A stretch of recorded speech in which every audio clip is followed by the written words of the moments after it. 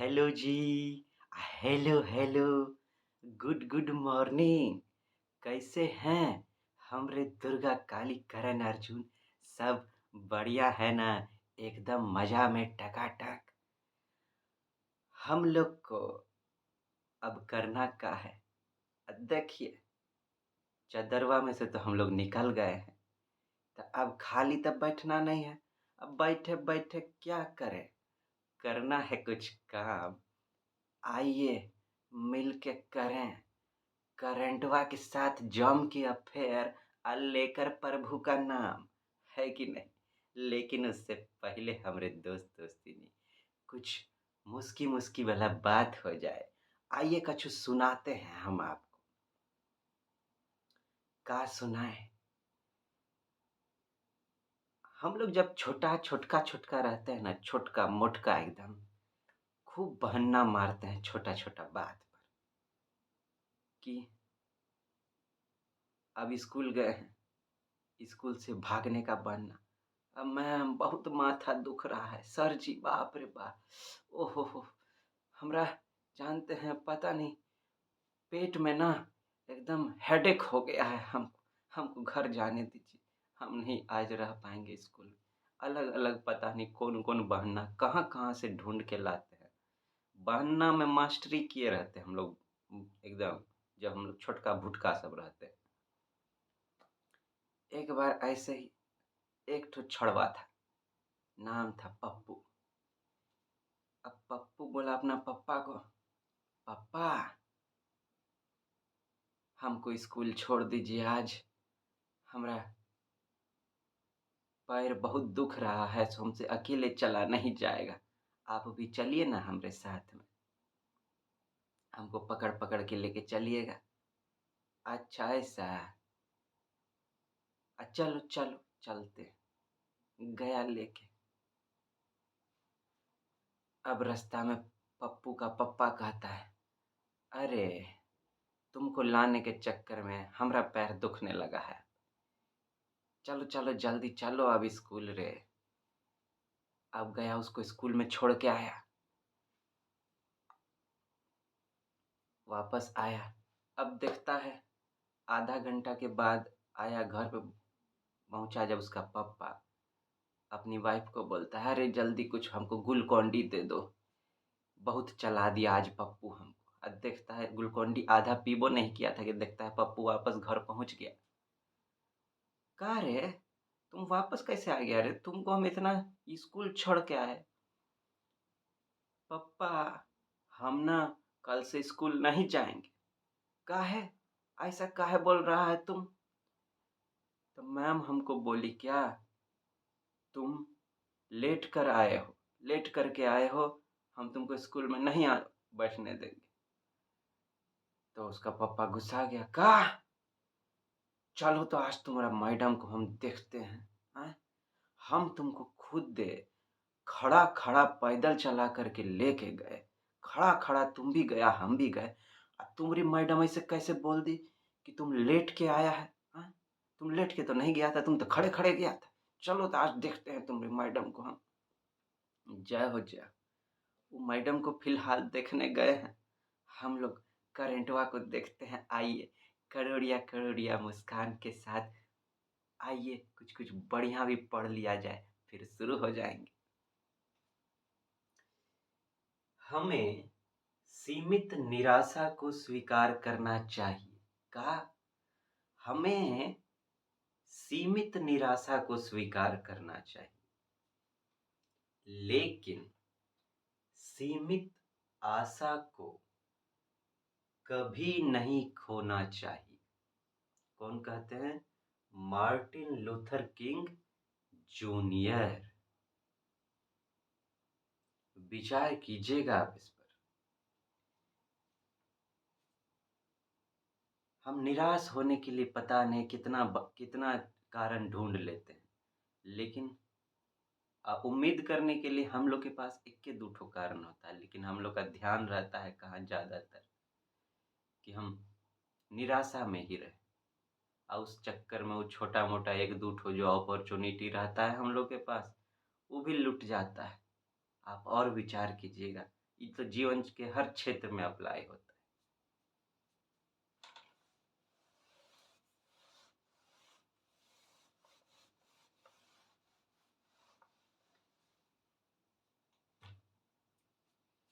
इमली का बूटा।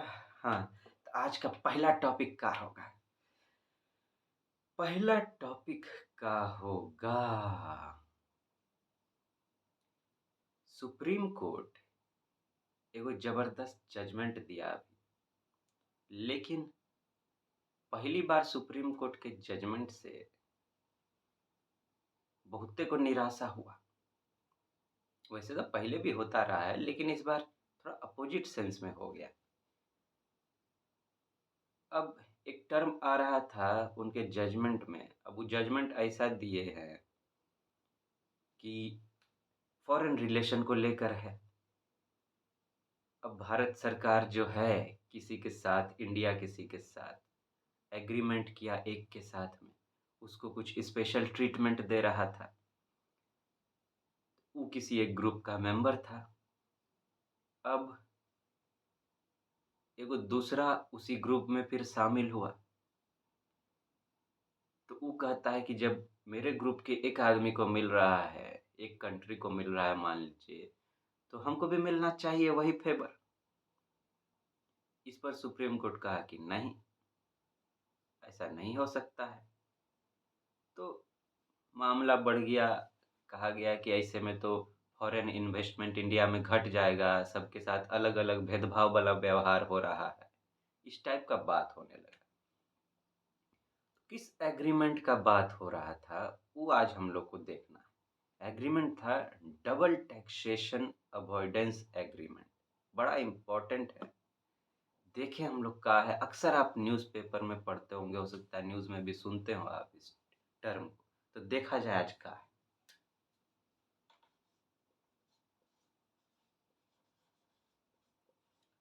Double taxation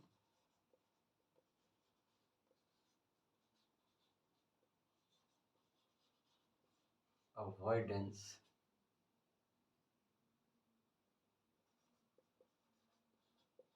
agreement, DTAA।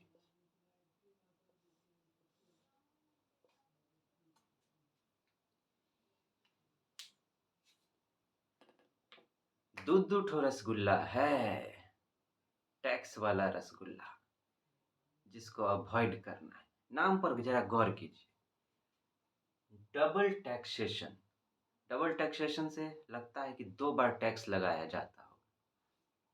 Avoidance agreement कि दो बार जो टैक्स लगाया जा रहा है इसको अवॉइड किया जाए, ऐसा ना हो, वैसा कोई एग्रीमेंट ये है का?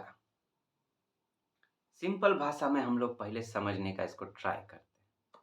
अब मान लीजिए एक कंट्री है इंडिया, दूसरा कंट्री है चाइना, ठीक।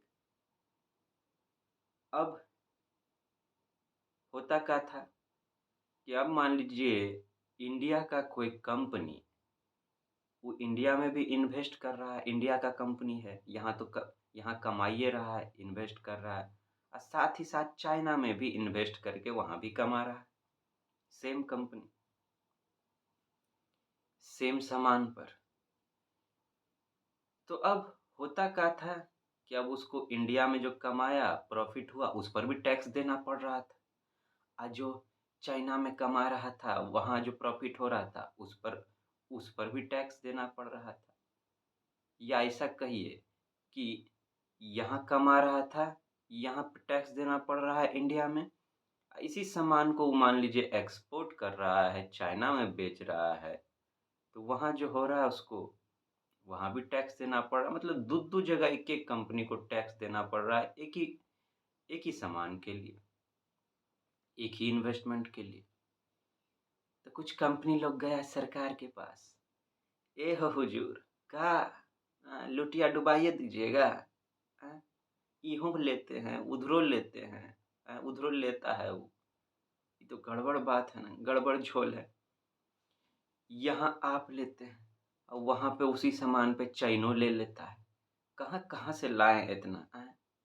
तनी बुझिए बात को। हैं? इतना पैसा कहाँ से लाएँगे? आप हड़च लेते हैं, हम लोग कौन चीज़ खाएँगे? नून रोटी, आप प्रभु के गुण गाएँगे खाली।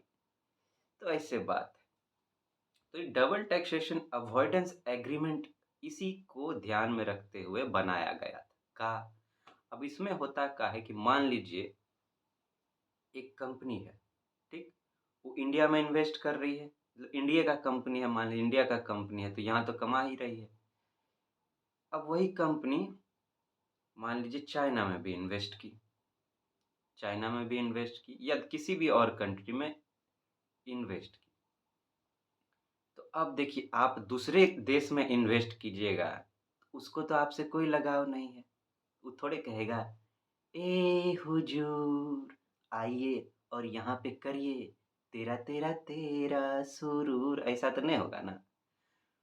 अब चाइना में आप इन्वेस्ट किए तो वो तो टैक्स चार्ज करेगा ही करेगा, काहे कि आप बाहरी हैं। लेकिन अब वहाँ भी टैक्स लग जाए, यहाँ भी टैक्स लग जाए, तो इससे आप सोचिए कि आपको दो-दो बार टैक्स चार्ज करेगा, तो आपको भी मन करेगा ऐसे काम करने का कि कमाए कुछ नहीं हो रहा है, आमदनी अट्ठनी, खर्चा रुपया हो रहा है। तो ऐसे में एग्रीमेंट किया गया कि अच्छा ठीक है, तुम चाइना में इन्वेस्ट करेगा तो चाइना तो तुमको टैक्स चार्ज करेगा, लेकिन हम नहीं करेंगे, उस प्रोडक्ट पर ख़ास। ऐसा नहीं कि कुच्छों पे चार्ज नहीं करेंगे, तो ई सब पे भी हो सकता है। देखिए ई जो एग्रीमेंट है दोनों है, दोनों तरह से है कि पूरा तरह से टैक्स छोड़ दिया जाए, जितना इन्वेस्ट कर रहा है उतना पे, या फिर कुछ ख़ास प्रोडक्ट के लिए छोड़ दिया जाए, ऐसा भी होता है। ठीक? ये दोनों चीज़ है इस एग्रीमेंट में। तो एग्रीमेंट ये रहा सिंपल भाषा में समझिए कि कोई एक देश का कंपनी अगर दूसरे देश में इन्वेस्ट करता है, तो उसको डबल-डबल टैक्स ना देना पड़े, इसके लिए 2 देश के बीच एग्रीमेंट होता है। ठीक? इस तरह का ही एग्रीमेंट है। तो इसी पर बात हुआ था, इसी पर बहस छिड़ा था कि इंडिया एक देश के साथ मान लीजिए किया एग्रीमेंट ऐसा। अब इंडिया का कंपनी वहाँ इन्वेस्ट कर रहा है, तो एग्रीमेंट हुआ कि आप तो चार्ज करेंगे, हम तो नीदरलैंड मान लीजिए इंडिया नीदरलैंड के साथ किया, ठीक? तो नीदरलैंड का कंपनी बोला, इससे इंडिया भी बात किया कि देखिए अब हम लोग का तकरार ना हो जाए, तो आप अपने कंपनी को हमारे यहाँ इन्वेस्ट करने दीजिए। हम चार्ज तो करेंगे क्योंकि आप बाहर से आए हैं, तो आप छोड़ दीजिए ताकि हम लोग का रिलेशन भी बना रहे। इंडिया भी नहीं चाहेगा कि उसका कंपनी जो है कि इस सब कारण से बंद पड़ जाए। काहे कि एक कंपनी मान लीजिए 2-3 चीज़ में इन्वेस्ट कर रहा है, तो वही कंपनी किसी एक प्रोडक्ट को लेकर दूसरे देश में गया, तो अब अगर उस पर आप गलत ट्रीटमेंट कर रहे हैं, आप यहाँ भी वो तो चार्ज करेगा ही, आप भी यहाँ भी ले रहे हैं, डबल-डबल पड़ रहा है। तो इससे जो उसका और काम सब है, उससे भी वो भागना चाहेगा। फिर वो भागना चाहेगा और फिर उसको दूसरा काम को बढ़ाना नहीं चाहेगा दूसरे देश में। अब दूसरे देश से में जो कमाई होता है वो डॉलर में होता है, वहाँ से आता है तो उससे भी इंडिया को फ़ायदा होता है। तो ये चीज़ सब बंद होने लगेगा, इसमें गड़बड़ होने लगेगा, इसीलिए इस एग्रीमेंट को बनाया गया था, ठीक? अब ज़रा इसको हम लोग सिंपल भाषा में इसको प्रैक्टिकल टर्म में लिख भी लें, ज़रा देखें लिख के कि किस तरह का ये एग्रीमेंट है। एक हम लोग समझ लिए, अब इसको ज़रा लिख के भी दें। नोट भी हम लोग के पास कुछ होना चाहिए ना, आइए।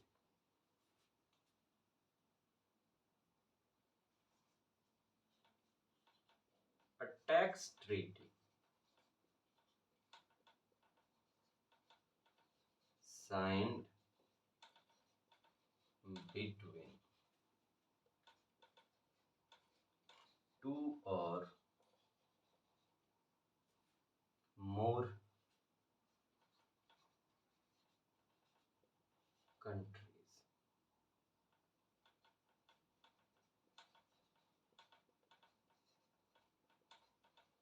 Its objective is that taxpayers in these countries can avoid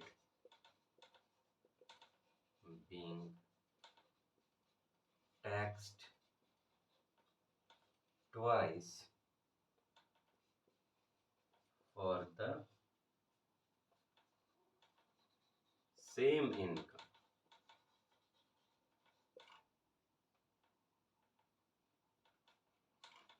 It applies in cases where a taxpayer resides in one country and earns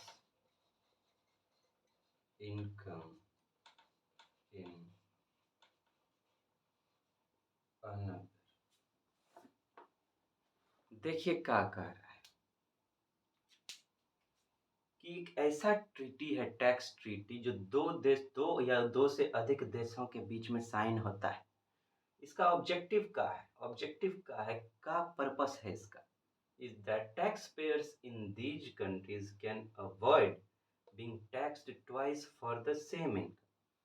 कि एक जो टैक्स पेयर हैं इन कंट्री में जिसमें ये एग्रीमेंट होता है, वो एक ही इनकम पर, एक ही चीज़ के एक ही इनकम पर उनको दो बार टैक्स ना देना पड़े। अब इंडिया में देखिए, इंडिया में इनकम टैक्स चार्ज होता है कि नहीं? इनकम टैक्स लगाती है सरकार। अब इंडिया का कोई कंपनी है, वो दूसरे देश में इन्वेस्ट किया, वहाँ उसको इनकम हुआ, अपना प्रोडक्ट बेचकर इनकम हुआ, तो अब दूसरा देश तो उसको टैक्स चार्ज करेगा ही। अब वहाँ जो इनकम हुआ वो चार्ज कर लिया, अब वही इनकम पर इंडिया कहे कि हम भी आपको टैक्स चार्ज करेंगे, तो उसको दो बार नहीं झटका लग गया। अब जैसे मान लीजिए एक कंपनी है चाइना में, इंडिया का एक कंपनी है चाइना में, इन्वेस्ट किया, 100 रुपया उसको प्रॉफिट हुआ, 100 रुपया का उसको इनकम हुआ। अब चाइना उसको 10% मान लेते हैं कि उसको टैक्स चार्ज कर दिया, ठीक। अब उसको 90 रुपया बचा। अब इंडिया कहता है कि इसी 100 रुपये पर हम भी 10% टैक्स चार्ज करेंगे, मतलब 10 रुपया हम भी चार्ज करेंगे इस पे। जाओ लूटो, बचेगा 80 रुपया इसके पास, 10 रुपया उधर भी चला गया। तो यही बात है कि खरा एक ही इनकम है, उसको उस पर दो बार टैक्स काहे देंगे? ऐसे कीजिएगा तो फिर हम लोग को काम करने का मन करेगा क्या? हाँ, यही बात है। तो इसलिए एक ही इनकम पर दो बार टैक्स चार्ज ना करना पड़े, एक ही इनकम पर। दूसरा इनकम हो तो कोई बात नहीं। अब देखिए, एक कंपनी है चाइना में एक प्रोडक्ट को बेच रहा है, तो वहाँ से उसको अति हो रहा है, कमाए, उस पे चाइना टैक्स चार्ज कर रहा है। वही कंपनी भारत में दूसरा प्रोडक्ट बना रही है, उस पर जो इनकम हो रहा है तो उस पर भारत सरकार टैक्स चार्ज करेगी। लेकिन वही प्रोडक्ट पर जिस पर इनकम वहाँ भी हुआ, उसी पर यहाँ भी चार्ज नहीं किया जाएगा। इसलिए किया जाता है ताकि कंपनी लोग इन्वेस्टमेंट से भागे ना, काम छोड़कर भागे ना, इसीलिए ऐसा एग्रीमेंट किया जाता है। इसको लाया गया, ऐसा एग्रीमेंट को दो देश मिलके कर लिया कि आपस में करते हैं ताकि दोनों का रिश्ता अच्छा बना रहे। अब इंडिया अमेरिका है, अब अमेरिका में कोई कंपनी भारत का इन्वेस्ट किया, भारत भी उसको चार्ज कर दिया, तो वो अमेरिका में इन्वेस्ट नहीं करना चाहेगा, कहेगा नहीं हम नहीं करेंगे, अमेरिका आप तो डबल चार्ज करते हैं, हम इंडिया में कर लेंगे वापस से। तो इससे अमेरिका को झटका लगेगा कि नहीं? तो अमेरिका में जो बाहर से इन्वेस्टमेंट आ सकता था, उसको इंडिया से इन्वेस्टमेंट जा सकता था, उसको दिक्कत होगा कि नहीं? तो कहेगा कि आप कैसा काम कर रहे हैं, ऐसे में तो संबंध खराब हो जाएगा। तो यही बात होता है। आप सोचते होंगे कि हम बार-बार एक ही चीज़ को अलग-अलग तरीके से काहे बोलते हैं? हमारा मानना है कि एक चीज़ को 4-5 बार सुन लिया जाए ना, अलग-अलग तरीक़ा से, तो हम भूलेंगे नहीं उसको। मल्टीपल टाइम रिवीजन साथे में हो जाए, अलग-अलग एंगल से, तो कोनो एंगल तो एग्ज़ाम में याद रहे, इसीलिए हम रिपीट मोड में जाते हैं बहुत बार। ठीक है ना? चलिए, दूसरा बात क्या है कि it applies in cases where a taxpayer resides in one country and earns income in another। ये कैसे केस में अप्लाई होता है? वैसे केस में जहाँ पर एक टैक्स पेयर जो है, जो टैक्स देता है, वो रहता एक देश में है, लेकिन इनकम दूसरे देश से उसको आ रहा है। तो वैसे ही देश में जब तक 2 कंट्री नहीं मिलेगा तब तक कैसे होगा? तो यही बात है इसका।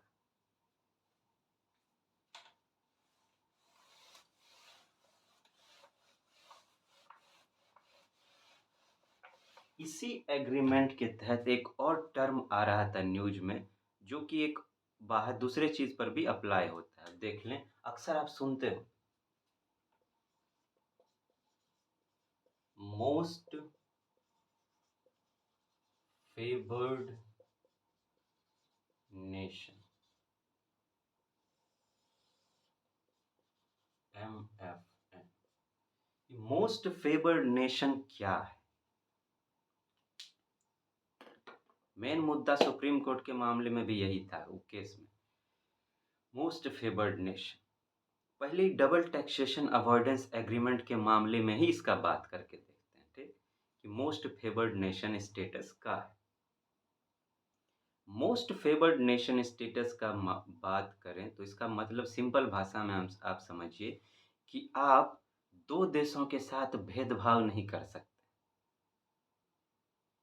सीधा सा बात है कि अगर कोई फेवर आप एक कंट्री को दे रहे हैं, तो वही फेवर आपको दूसरे कंट्री को भी देना चाहिए, अगर दोनों कंट्री एक ही ग्रुप का है तो। एक ही तरह के कंट्री के मामले में आप अलग-अलग नहीं दे सकते। अब जैसे मान लीजिए कोई एक ऑर्गेनाइजेशन है,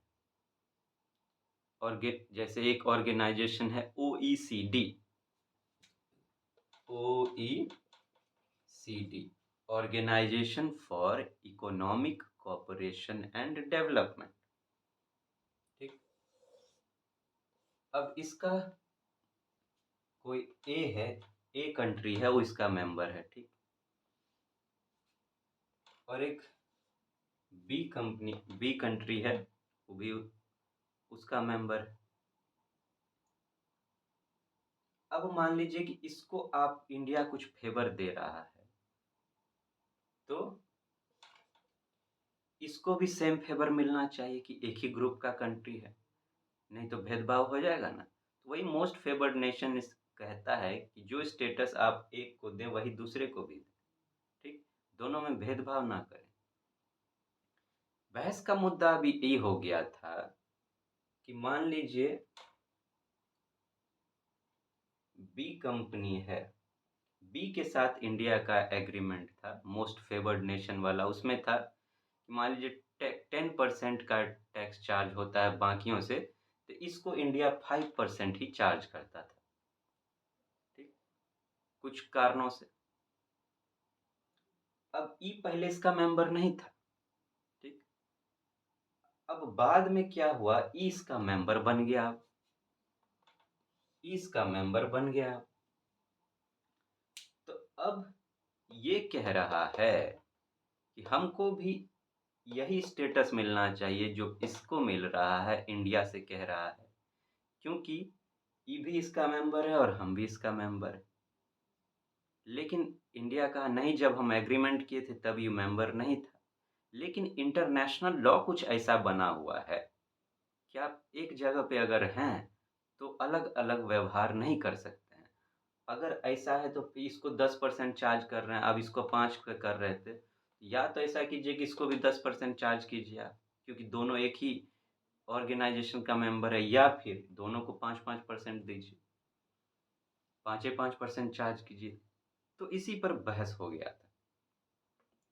तो मोस्ट फेवर्ड नेशन स्टेटस में होता है, एक तो डबल टैक्सेशन अवॉइडेंस एग्रीमेंट के मामले में बात करें कि आप एक देश के साथ किए, मान लीजिए इंडिया किया चाइना के साथ, तो कि ऐसा करेंगे, एक जैसा रखेंगे, 10-10% का टैक्स चार्ज वाला बात रहेगा। आपका जो सामान यहाँ बिकेगा उस पर हम 10% चार्ज करेंगे, हमारा भी जो आपके यहाँ बिकेगा आप भी 10% चार्ज कीजिएगा। ऐसा कर लिया, मोस्ट फेवर्ड नेशन स्टेटस में कर लिया ऐसा। अब किसी और के साथ इंडिया का एग्रीमेंट था, उसके साथ 20% चार्ज हो रहा था।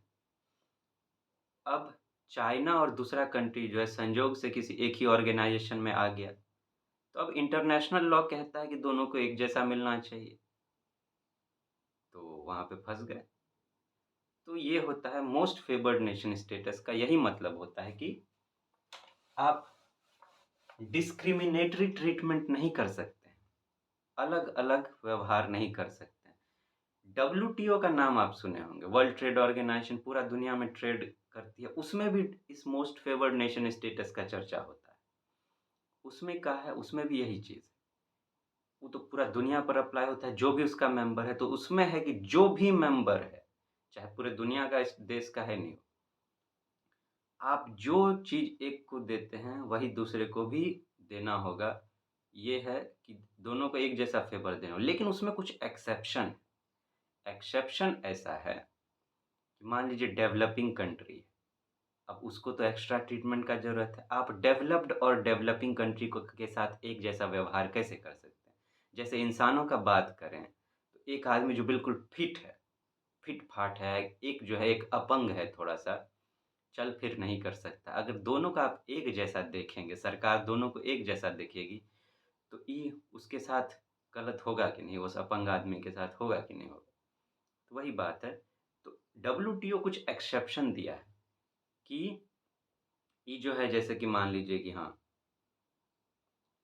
कोई कोई पर्टिकुलर ग्रुप है या फिर डेवलपिंग कंट्री है या कस्टम यूनियन है, तो ये सब जो होते हैं इनके साथ थोड़ा-सा मतलब कि उनको एक्स्ट्रा फ़ेवर देने का उसमें प्रोविज़न है, वो एक्सेप्शन के रूप में।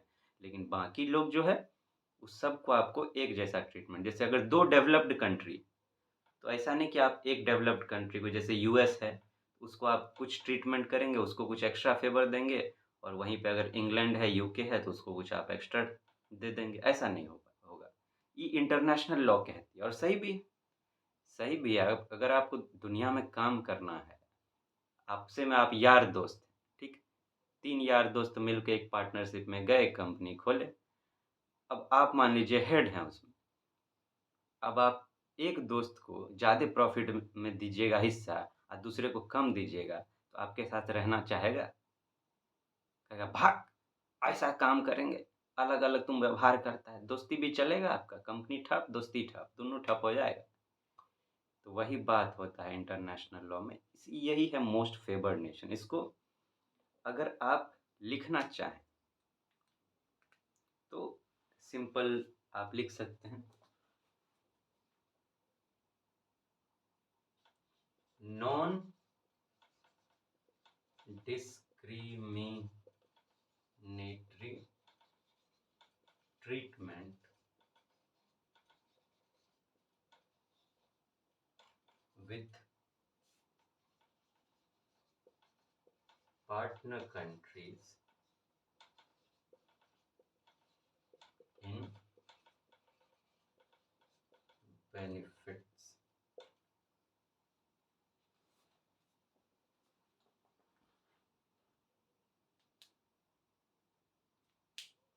ठीक, ये होता है मोस्ट फेवर्ड नेशन स्टेटस का मतलब। ये डब्ल्यूटीओ में अप्लाई होता है सबके लिए जिसमें कुछ एक्सेप्शन है, और डबल टैक्सेशन अवॉइडेंस एग्रीमेंट में भी ई अप्लाई होता है। ठीक, जो हम वो चार्ट ए बी करके बताए उस तरह से भी अप्लाई होता है और अलग-अलग भी अप्लाई होता है। तो हमरे लिट्टी चोखा, हमरे दुर्गा काली करण अर्जुन, आप सोच रहे होंगे कि सर जी, शुरू में आप उतना सारा बातचीत करते थे, उसमें थोड़ा कमी काहे ले आए? हम सोचे कि वहाँ पर थोड़ा कम करके, कमी का बात नहीं है, एकदम खुल के बतियाना है हम लोग को। जब जैसा तब तैसा। हमको वहाँ पे अगर समय थोड़ा-सा बचा कर, आई जो हम लोग ये सब करते हैं, इसमें थोड़ा-सा ज़्यादा लगाया जाए, अलग तरीके से इसमें थोड़ा ज़्यादा अटेम्प्ट किया जाए, तो बढ़िया होगा ना?